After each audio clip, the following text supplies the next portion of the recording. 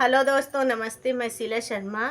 आज एक भक्ति देवी गीत आप लोगों को सुनाऊंगी। आप लोग उसे फुल आवाज़ करके दोस्तों सुनना। आप सबको अच्छा लगे तो लाइक शेयर सब्सक्राइब कमेंट ज़रूर करना और ज़्यादा से ज़्यादा लोगों के पास शेयर करके कमेंट के माध्यम से बताना हमारी आवाज़ में गीत कैसा लगा। आप सभी को सुनिए। निमिया कई पाती झरन लागी मैया मंदिर वा घूमन लागी। निमिया कई पाती झरन लागी मैया मंदिर वा घूमन लागी। घूमते घूमते गई मलिया दुकनिया, घूमते घूमते गई मलिया दुकनिया, मलिया दुकनिया हो मलिया दुकनिया। ए घूमते घूमते गई मलिया दुकनिया, मलिया दुकनिया हो मलिया दुकनिया। मनवा के गजला ढूढ़न लागी मैया मंदिर वा घूमन लागी। मनवा के गजला ढूढ़न लागी मैया मंदिर वा घूमन लागी। निमिया कई पाती झरन लागी मैया मंदिर वा घूमन लागी।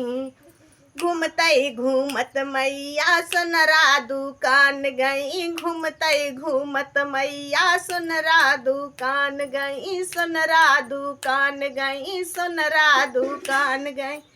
मनवा कई बिंदिया ढूढ़न लागी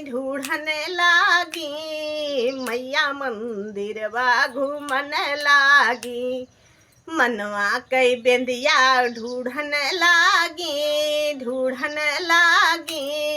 मैया मंदिर वा घूमन लागी। निमिया कई पाती झरन लागी मैया मंदिर वा घूमन लागी। घूमते घूमत मैया बज जा दुकान गई, घूमते घूमत मैया बज जा दुकान गई। ए बज जा दुकान गई, बज जा दुकान गई। बनवा के चुनरी ढूढ़न लागी, मनवा के चुनरी ढूढ़न लागी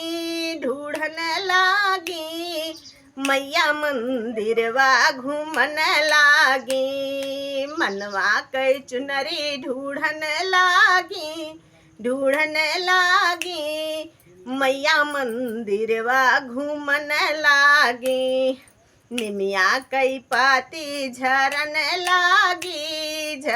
लागी मैया मंदिर वा घूमन लागी, मैया मंदिर वा घूमन लागी।